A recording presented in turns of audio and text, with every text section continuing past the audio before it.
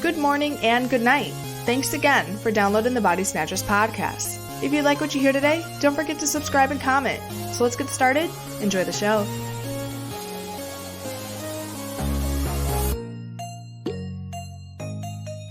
All right, guys, good morning and good night. Welcome to the Body Snatchers podcast. Woo, it's been a long time since I've said something like that. Tino's here with my crazy facial hair and long hair from the COVID nightmare we've gone through. I'm sitting here with Ernest J. Jay, what's up, man? Living the dream. How you been, man? Living the dream. Okay. So yeah, no, I'm good. I'm great, actually. For those of you that don't know, I went through what we'll call a mental health crisis. Nothing crazy.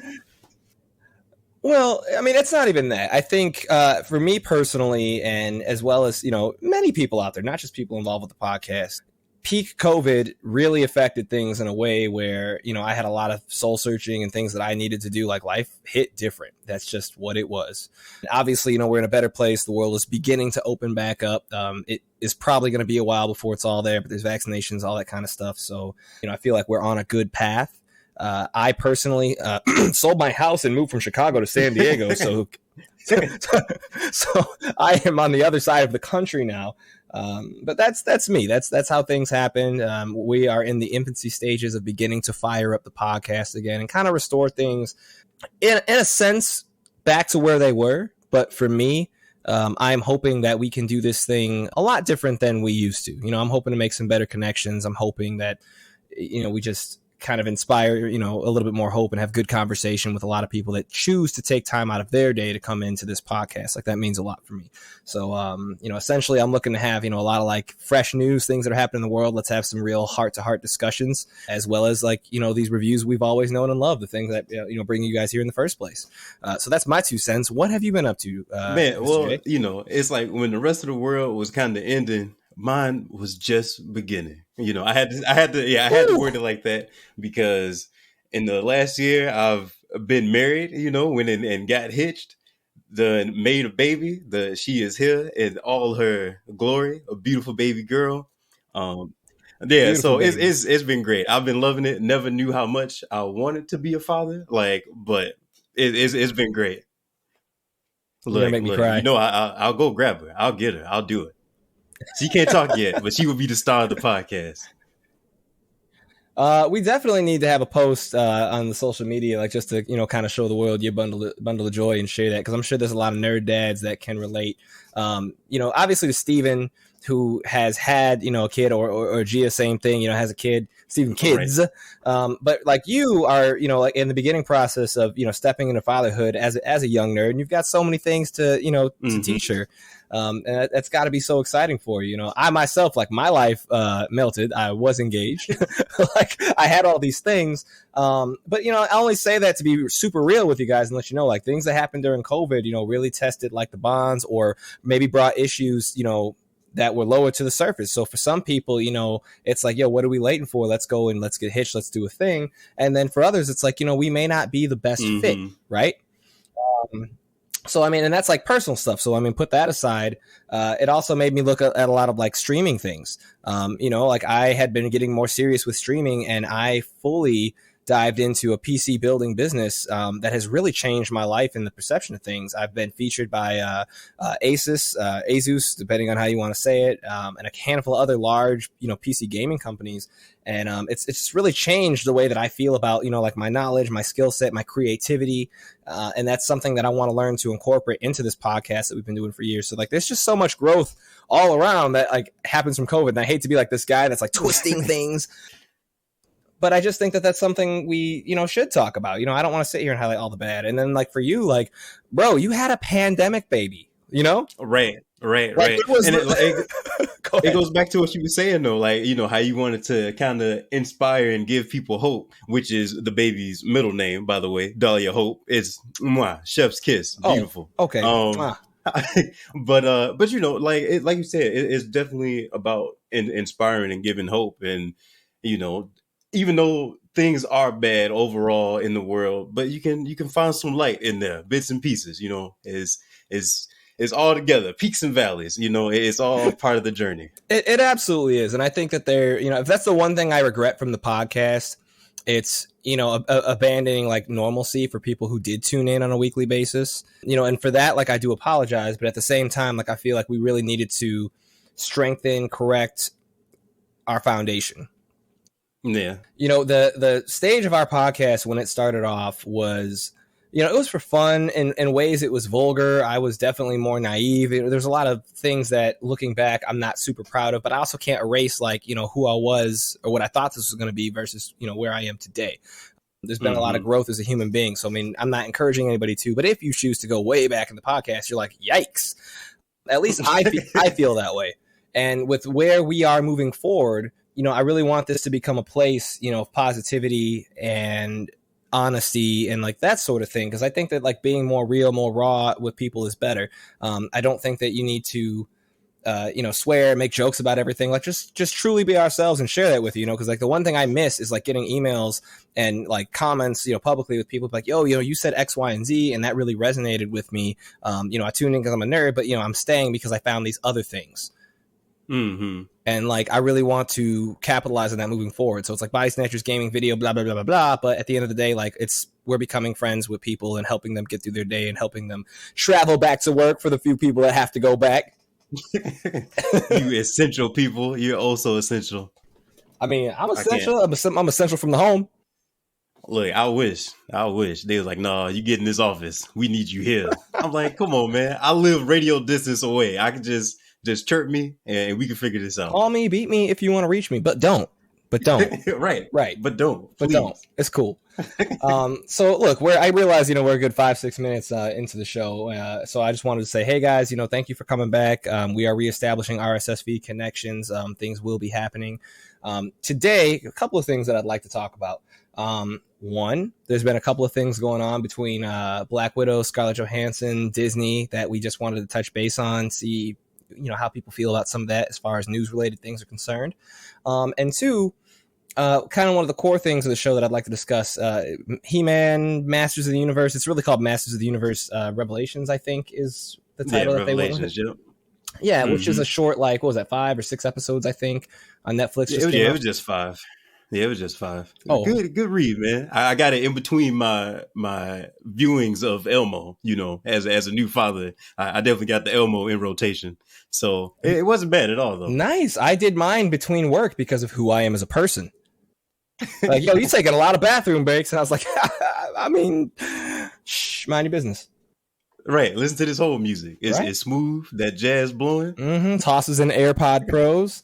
So yeah, I guess let's go ahead and start with the news portion because I don't think we'll need more than 5 to 10 minutes to kind of discuss that. So for those of you that aren't aware, Black Widow recently came out. Scarlett Johansson, I think, did a pretty good job. It was honestly a good movie. We almost did a podcast on this, but we couldn't line it up just in time. It was awkward to have it kind of so late in the game, but also there was a lot of pushbacks and things like that due to COVID. COVID-19, it was a thing. It was a decision Disney had to make, and it happened. Now, during COVID, what we saw was since movie theaters shut down, the industry really did slow down, but a lot of things switched over to streaming services. So Disney Plus, and again, I know this might be redundant information for those of you that don't know, you have your subscription, which is like $7.99, $8 or whatever a month. And for, these big fancy movies, you spend like an additional $30 and you're able to rent it and watch it with your family at home on the TV. That's kind of their way of compensating, making their money. So if you had 3 or 4 people that would have seen the movie, you kind of save or spend about the same in ways. Really, you actually save. Right. And we didn't really think much of it until you get to this weird, awkward place where the country is in the midst of opening back up, and the box office is now a thing again, but it's not quite open everywhere. And this movie released in theaters for everybody, right? Yeah. But it also released on the streaming services. And the way her contract was set up was, not, really designed in a way to accommodate, the release of this happening also on a stream. From what information that we have. Okay, see, that's news to me. I didn't know that's what the problem was. Correct. So to some extent, she's basically, upset because she's what's happening right now is that Disney is now competing with Disney. The box office numbers are competing with the people at home, which wouldn't be an issue because Disney wins. The problem is her contract states that she gets paid for who goes to the box office. So with Disney giving this other option, they are in fact pulling away money that she could have potentially earned. Right. Because I'm sure a majority of people just streamed it from home. Because how did you watch it? Because I streamed it from, I went to somebody else's house, but yeah, we had a little get together and we just met up over there. So I'm assuming that that's what a majority of people did. Because it's like, look, man, I'm not there yet. I'm not movie theater ready. Okay, which is totally fair. I mean, I am. I'm fully vaccinated. I took a chance. I went to the show. I will say that the show was very light, and I felt more comfortable that it wasn't fully packed, honestly. But I really missed the movie theater. That was one of my favorite things. I'm not a guy who goes out and goes drinking all the time and does these things. Like my big yes for me is the movie theaters. I'm just a nerd. I love it. I love the popcorn. Steal the snacks from the dollar store, and well, not steal, purchase, but sneak them into the movie theater. I'm that guy. I love it, and I had a really good time doing that. I missed it so much, but these things, everybody's not with that, like you just said. And she is, in fact, losing out on money. But here's where things get weird, right? So nobody knows, or at least, at the time of this recording, to the best of my knowledge, nobody knows exactly what that contract states. Here's my stance on it.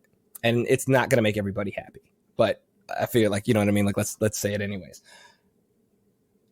If that contract states that you get paid for what's in theaters and doesn't mention streaming services because it was created at a time where this wasn't really a thing for a release, and they haven't made the movie available on DVD or VHS, DVD or any other digital service that you can buy, like it specifies like what it's supposed to, and way beforehand you didn't contact them, they didn't reach out to you, didn't reach out to them up until this point, then I feel that like you don't really have a leg to stand on. I think that it's unfortunate, and I do like her, to be really clear. Like I do like her. She's not like my favorite actress. She's not some crazy actress or anything, but I think she's I've always liked her. I've enjoyed her movies. I've no specific reason to dislike her. But man, like if that's what the contract says at the end of the day, that's what it is. In my opinion, that's business. Like you learn from that, and I think that this will set the standard by you making all this smoke about it, for actors, actresses, and anybody else in this entertainment industry working on these films moving forward for what they expect to get from, whatever royalties and commissions and X, Y, and Z. Sure. But for this situation, like it sucks, but like that's a thing. So if Disney wins, like it's ugly, but it's black and white, in my opinion. How do you feel about some of this? And it's okay to totally disagree with me. My roommate, Mikey Cool, does not see eye to eye with me at all. We have spent hours arguing about it, and that's okay. Like, it's a debate, like, you know what I mean? Like, we're just unfolding it, but they're opinions, and I like to discuss this, and this is news. So how do you feel? Yeah, so, like you said, the contract is the contract. Like, I mean, you knew what it was at the point of you signing it, or you shouldn't have signed it. Maybe if with them pushing it back, and because they pushed it back a few times, like before it was originally supposed to come out. So maybe she should have thought about, looking into that, her people, because I'm sure she's not really worried about that. But now she is, because I know for a fact that it did numbers. It did numbers on the streaming side of things. Much to the point that they was just like, other things don't really hit as much as that did on the streaming side of things. Like when new movies come out, like people will check them out, but it's not. This was the first one that they really were probably. I don't know if I want to say a majority of people, but I know a lot of people were streaming it at home versus going out and seeing it. So it sucks. It is kind of. It's just what it is. You shouldn't have signed it. It's kind of too late to go back and whine about it now. Like I'm curious if. They never had any other Marvel movies come out on the little premium package, the premium streaming thing. It was just like the Mulan and stuff like that, right? Yeah, as far as I can think and recall, like this is the first one, with them that, had this type of potential box office hype.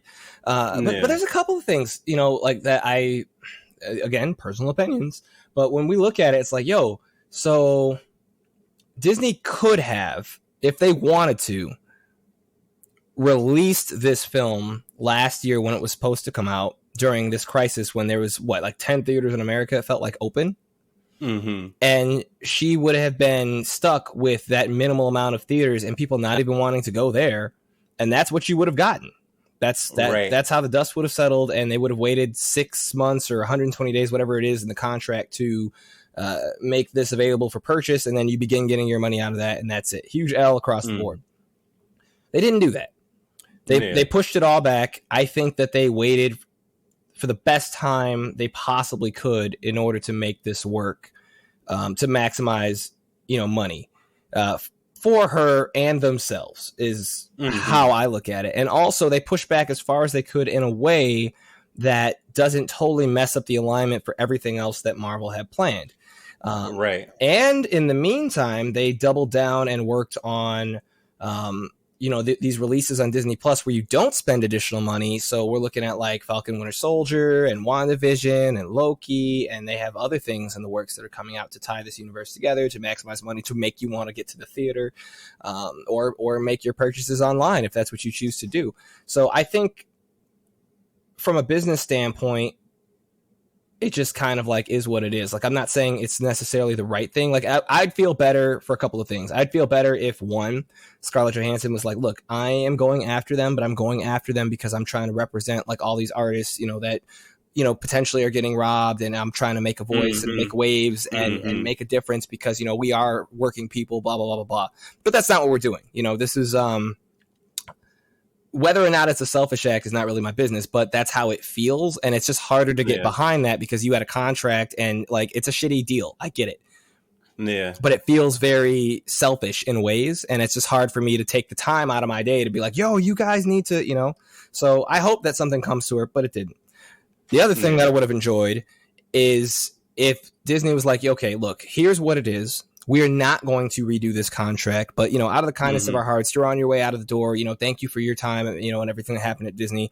We have decided that we'll give you, this percentage of royalties from the streaming service, as a courtesy, which, obviously would have kept her out of court, made her very happy and all these other things. Like, I would have liked to see something from either side. And unfortunately we didn't. Like, we just didn't. Like, Disney's like, screw you, we want to make money. And she's like, well, I want my money. Like, I get it. So I don't know. Like when it comes down to it, since I feel like I can't choose a side. I think Disney is dark and evil to some extent. I feel like she's being kind of selfish to some extent. I'm like, what's the contract say? Whatever it says, that's what we do. Next thing. Right.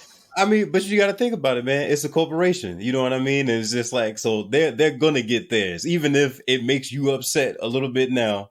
It's okay. Be mad because I'm making enough money and I'll be okay. So that's just how it is. Like, it's just weird. You signed the contract already. It's kind of too late for that. And maybe it's kind of like with streaming services, like a lot of artists, like music artists, they say the same thing with Spotify. Like, they don't really get money off of that like they would like to. You know what I mean? And it's absolutely. It's, and now Spotify is so big that it's just like, well, if you kind of not on there, you're kind of missing out almost. You know what I mean? So it's just kind of like they kind of got you by the balls, as it were. Like it's rough. Yeah, I mean, and it's all of them. Like, I get it. Like, there was a time where you could have made more money, but as we step into this new digital age, this digital era, and we've seen it going on, music definitely first, like things change, rules are rewritten to attempt to accommodate a lot of these things, so it just is what it is. And even as the laws change, it doesn't really make everything functional. So, we had piracy that was like wild going on when the internet came out.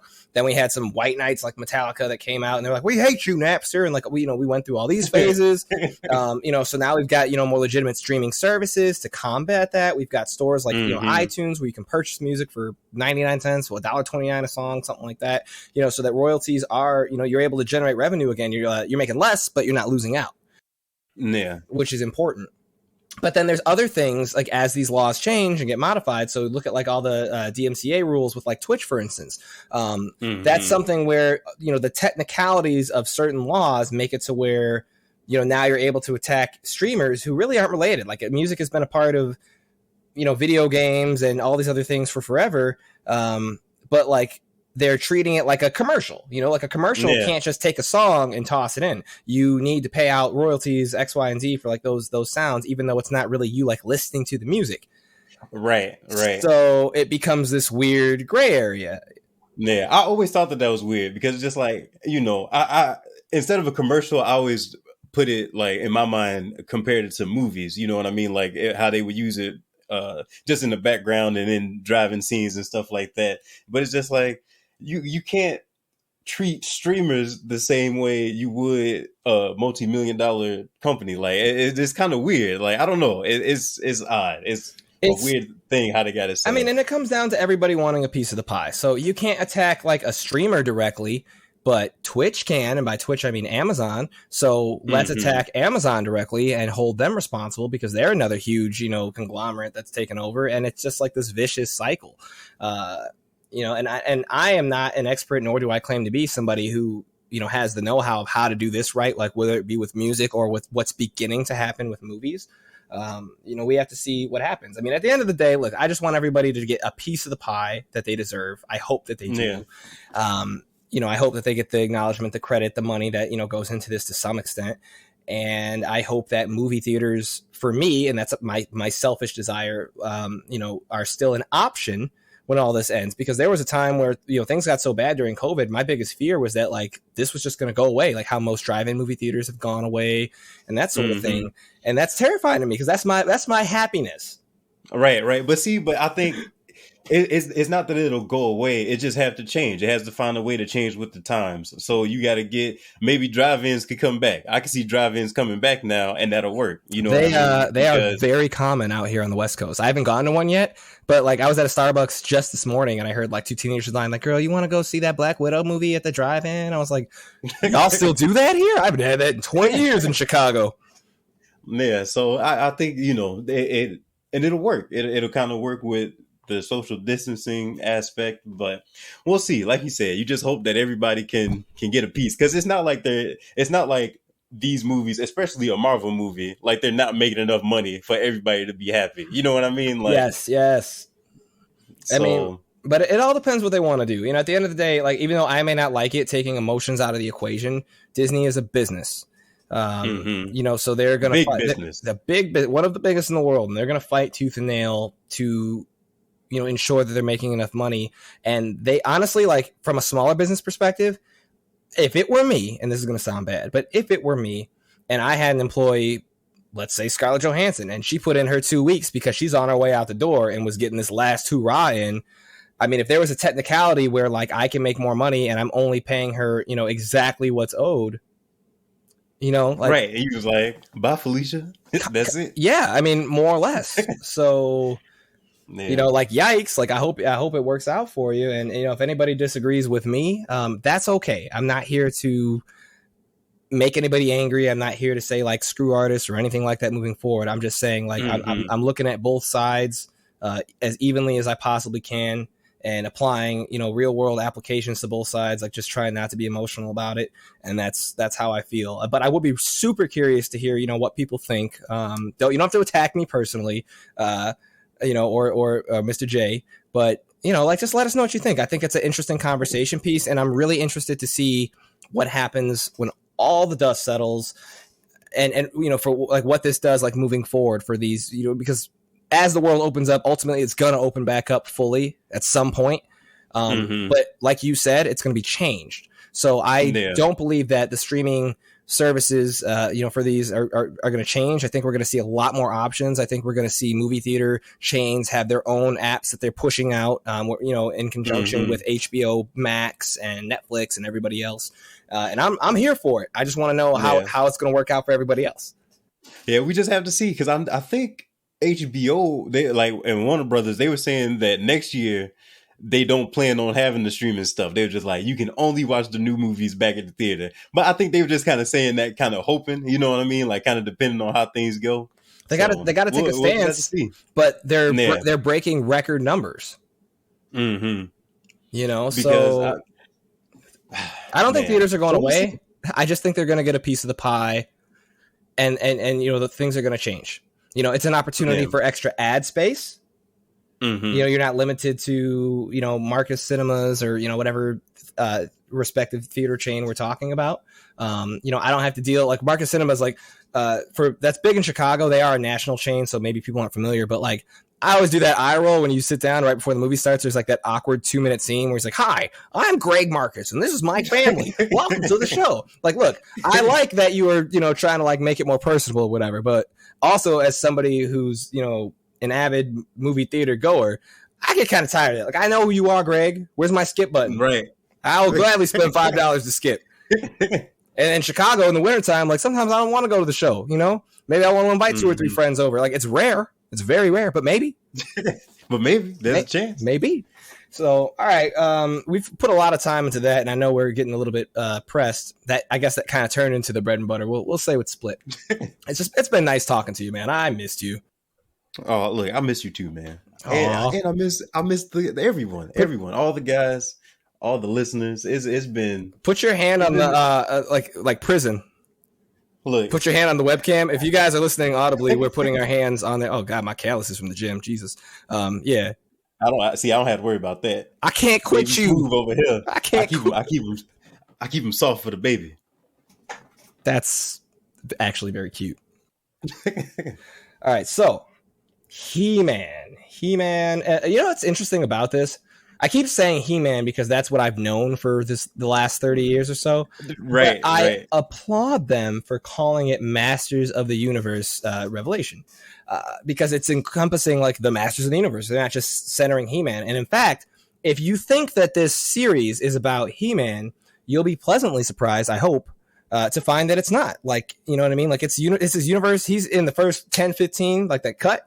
And that boy is basically out for the entire thing, and it focuses on other members. Yeah, but I feel like they did a great job of kind of building everybody else up. You know what I mean? Because I didn't watch any trailers. I go in blind. Like that's how I like to watch shows because trailers kind of build you up for something that may not be there sometimes or give away too much. Right. So it's like, so I avoid them. Once I know I'm watching something, I don't watch trailers. I don't get any deeper than when I'm jumping into it. And I'm like, okay, I didn't know that it was going to be a continuation. I thought it was like a reboot. They were starting over, but they are like literally kind of picking up where they left off in the past. I'm like, this is pretty cool. So what I enjoyed about it, to piggyback on what you're saying, is first off, this was directed by Kevin Smith. If you for some reason don't know who Kevin Smith is, that's the guy that did like Jay and Silent Bob Strikes Back, which I didn't care for, or Mallrats. Clerks, I loved Clerks. Love Clerks. Clerks 1, 2. They're working on a 3 right now. Kevin Smith is just an awesome director, cool actor, just a super awesome nerd. He's done so much for the nerd community. He's honestly one of my heroes. So it's like I seen that his name was on this, and I was like, oh, I'm watching this immediately. Immediately. And what he did with this, I think, was a breath of fresh air. He took, you know, an old series, and a lot of people don't realize this because you hold on to nostalgia so tightly. And I get it. I do. But this time, I think they got it right without doing a reboot. They took these characters that were so surface level, like Man-at-Arms. Like, you know, some stuff goes down, and Man-at-Arms like, He-Man, I did the thing. And he's like, great, Man-at-Arms. And he's like, okay, off to here, so this way, so you can forget about me until the next episode. But they didn't do that. They added so much depth to each character. Every single person had a personality. They had motives. They had feelings. They discussed the secret identity, between Adam and He-Man, which was always kind of silly. And they talked about who knew it versus who was left in the dark and how that made them feel. And it wasn't like, okay, I guess that's what it is. Like everybody didn't have that reaction. Right. You know, some people were like, oh, okay, so I thought I could trust Adam. And, we went on these adventures, yada, yada, yada. So Adam to me is now dead or whatever. And I don't want to say like who or why or what, but these are like real issues that were tackled. Like they're small, but are they though? Right. And because, you know, like you said, you put so much trust in the people and you think you know them. And then it's like, surprise, you don't know nothing. Well, yeah. So like take Power Rangers from the 90s, right? Imagine an episode where, like the teenagers are like talking to Zordon, like, yo, there's a lot of damage in Angel Grove City. You know, this is kind of wild. Like, you know, what's going on or whatever. And like somebody like raises their hand. Like, I would like to interrupt for a second. Let's talk about what's on everybody's minds. Something happens. Rita gets out of pocket. We go to address it. She, like clockwork, makes that bad guy big, and then we summon the Megazords, and then we destroy that monster while hopefully minimizing damage to the city, and everything's done. Like, have we ever considered seeing, like, how do we get to Rita? Can we track her? Can we go to the moon? Like, how do we take out Rita and stop this once and for all? And, like, that would blow people's minds. Like, you'd be like, yo, like, you get him out of here. Or roles reverse, you know, where, like, Rita goes out there and she's like, yo, so here's the thing. I can make a lot of Putty Patrol dudes, I can make a lot of monsters, and I can make, like, 1 to 2 or 3 grow at a time. I feel like we should have a preemptive strike, and maybe I'll just send 4 monsters because that would overwhelm the Megazord, and we'll just destroy the command center so they can't even summon nobody, and then we just figure it out after that. Like, these are the kinds of things that, like, happened, and I'm sorry I'm going in depth on this, but I don't want to give away too many spoilers for Masters of the Universe, but these are the kinds of things that happened in that show where you were just like, yo, you can't say that. How dare they? But, like, it was good. Like, I was legit, like, working as, like, background noise, and I had it, like, playing on a TV, and I had to stop. And, like, I'm like, okay, I'm going to come back to this when I get, like, a legitimate, like, break at work, because this just got good. Right. He said, oh, it got real. Man, it got really real. I spit out my oatmeal. I was like, oh, my God, did they just say? And I think a lot of people in the nerd community took offense because it messed with something that they didn't want messed with, because they're perfectly fine having these characters just remain surface level, but not me. I think giving them depth and character was good, and it's hard to do for something that's been around for so long, but I think that they did a good job. Yeah, no, they did a great job. I'm gonna tell you this, Orko had me in the feels when they went and they talked to him, like maybe the 3rd episode about his, like, family and stuff. Yeah, and all that. I was just like, oh my goodness. And then he was just talking about how he missed Adam and all that, and I was just like, oh man, like it was very well done. Like, yeah, and I know a lot of people. I was seeing that people were upset, you know, about, you know how the internet is. They're just going to be upset about whatever. But I don't know. I feel like it was very well done. I don't know what they want from it. You know what I mean? But well, it is what it is. They took a burly, like He-Man, this you know, personification of what a male is supposed to be, a man, and like, we no longer live in that era. Right. And that's what I'm saying. Like, that was 30 years ago when this was what kids were watching. You know what I mean? Like, that was a long time ago. And for people to be like, no, man, it gotta be just him. Nobody else can shine. Like, well, I don't know. He was big, burly, muscle man, macho, like, just male masculinity, bleeding out of every orifice. And it just is something that I like fitness and things like that, but, like, I absolutely hate that, like, just masculine crap that comes out, because it created a lot of complexes for us men in today's society. And, like, if you don't agree with me, fine, so be it. But, like, it's created so many problems because, like, first of all, women are every bit as capable as doing all the shit that men do on a regular basis. That's incredibly important. And secondly, this idea of living up to something where, you know, we don't discuss, like, the feelings of men and all these other things. There's this horrible disconnection with, like, emotions and, you know, being manly according to crap like this that was shoved down our throats. And I have such a problem with it. So when you take a character like Orko, and they did some things with Adam, but I will leave that. But, right, you said that's a little too heavy. We're not going to get into that. Absolutely. But when you take a character like Orko and you start talking about depression and coping mechanisms and him trying to reach what he found to be unrealistic expectations, you know, and the types of pressure that was put on him, and, like, basically that he goofs around like a class clown as a coping mechanism to get by with everyday life, bro, that almost made me cry. I'll tell you, man, he was pulling on I'm like, oh my goodness, my heart, my achy breaky heart, don't do it to me, Orko. Man, and in every sense, it was just it was so good. And they did this with multiple characters. And not to sidestep too far, just so you guys know this, and I think that's fair to say this, little bits and pieces, Tila is more or less like the main protagonist in this one, you can say. She's voiced by Sarah Michelle Gellar, which I thought was really cool. It's fun to see Sarah Michelle Gellar come back. And they also had Skeletor, who was voiced by Mark Hamill and did a phenomenal job. Like Mark Hamill, like really can't do no well. I didn't notice it until the last episode. Like I'm watching it, and he said something, and I was like, he kind of sounded like Joker right there. And I was just like, I'm like, wait a minute. I was like, hold on. And then I looked, I'm like, there it is. There it is. Oh yeah. And you know, what's funny is to what I was saying earlier in regards to like Power Rangers or like Rita going like, why don't we just do this? Skeletor had one of those defining moments.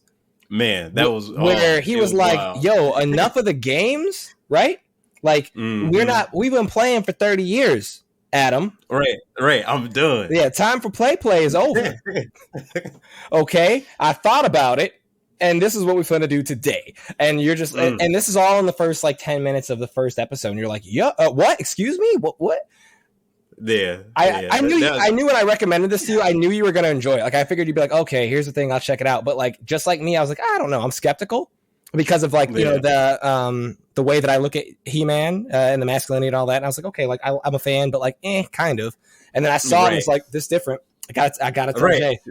Yeah, it's real different. It is real different. Like it matured, but they still kind of have that campy 80s feel sometimes, like with some of the dialogue, like it still has that feel. Like I'm like, oh, this is great. I'm in it. I'm 100% in it. Definitely be there for the next season. Like, count me in. No questions asked. No trailers needed. I cannot wait. Yeah, I'm here. I'm here for it. This is what I want in my life. This is what I need moving forward. You know, and then also to let you guys know, if you do watch the series, I don't think you watched this, but I had to make note of what it was called because I had forgotten. They have another segment that I think it's about 30 minutes long. It's called Masters of the Universe Revelations After Show.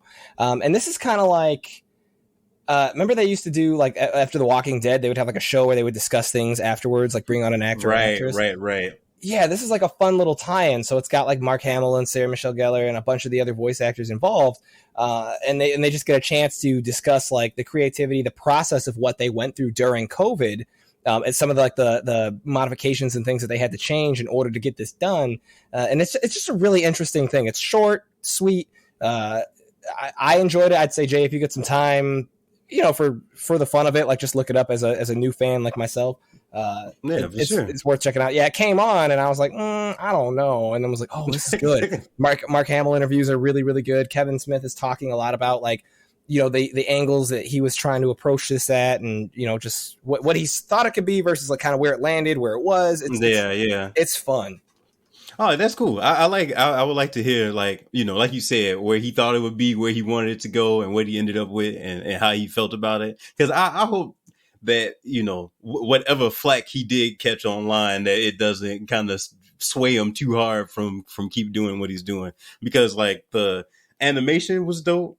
The voice acting was like, I like looking at the cast I'm like, they had, when you got the All-State guy in there, it's good. That's some grade A stuff. You know you in good hands. Yes. Yeah. I was just like, oh man. Like, so I don't know. I'm in it. Like, we'll see. Obviously it'll probably be like a year and some change before the next season comes out. But I hope they don't change anything too much, because it's a great continuation of the story. Like, I wasn't heavy into He-Man. Like I dabbled a little bit, but like I loved how they were able to continue the story, and like the whole world literally kind of moved forward. You know what I mean? So it kind of turned into like almost like the old world versus the new religion, almost how they was doing the whole magic versus technology type thing. Like, it was great.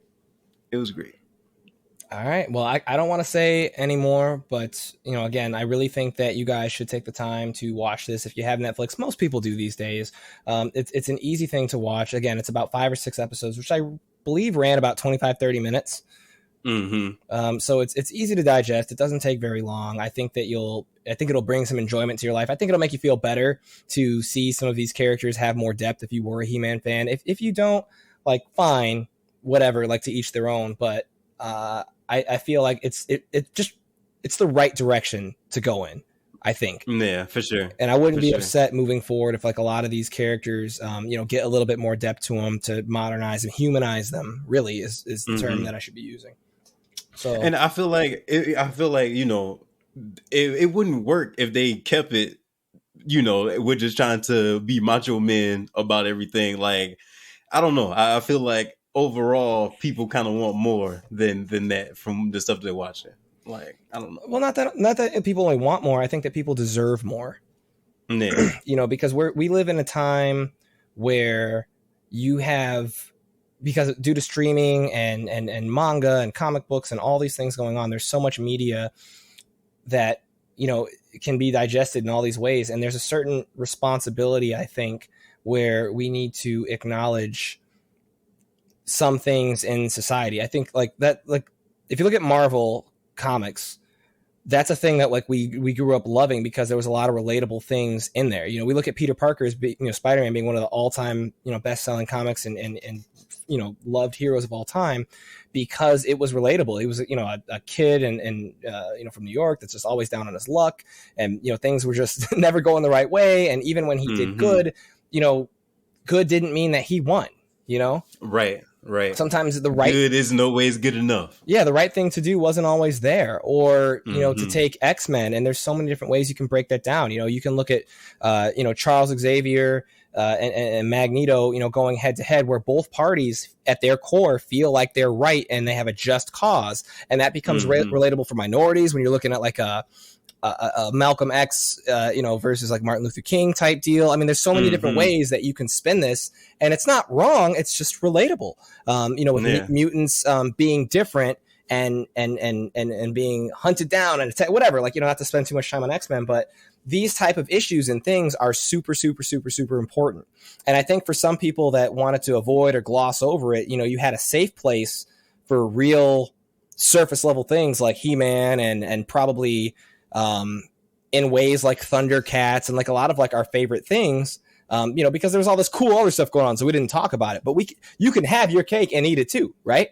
Yeah. And that's what they're attempting to do. So to kind of like re-image something from the past that complements all these new things that are coming out. I mean, I never thought that I would watch Masters of the Universe anything and get the same type of depth and feels that I got from like Steven Universe made by Rebecca Sugar, and the types of emotional issues and things that she tackles with, like different types of like gender roles and just so many things that like she goes in depth on and supports. And it's loving, it's embracing, it's eye opening, it's raw.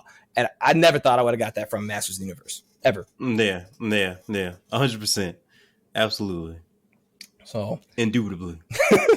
Well, is there anything that you'd like to add, Jay, before we? No, look, I mean, I think we pretty much covered it. Like you said, it's a easy watch. 5 episodes. You'll be in and out before you know it. Because once the first one go off, you're going to be like, the next one. You're going to keep going. You're going to keep it going for sure. So dive in soon, ASAP. The sooner the better. So, all right, guys. Now head over to bodysnatchersmedia.com. That is our website. It will no longer direct you to this page can't be found. We fixed it. It's back. From there, it lives. You'll see new episodes. We're on Spotify. We're on iTunes. We are reestablishing on Castbox and all the places that we were before. We are available on Twitter if you want to get us there, Instagram, Facebook. So we're not hard to find. Stop by, give us a follow, subscribe, get involved in the comments. Tell us how you felt about this. This show, your stance on it. We would love to hear, what you think. Be careful with spoilers. Remember, there's other people checking this out too. I got to be in here deleting comments. Like, thank you for your opinion, but like you was out of pocket. So thank you guys for spending time with us today. It's really good to be back. We hope you enjoyed this episode. We hope that you are excited for many more to come. So we'll hopefully have Steven next week, wherever you're at in the world. Good morning or good night. Goodbye.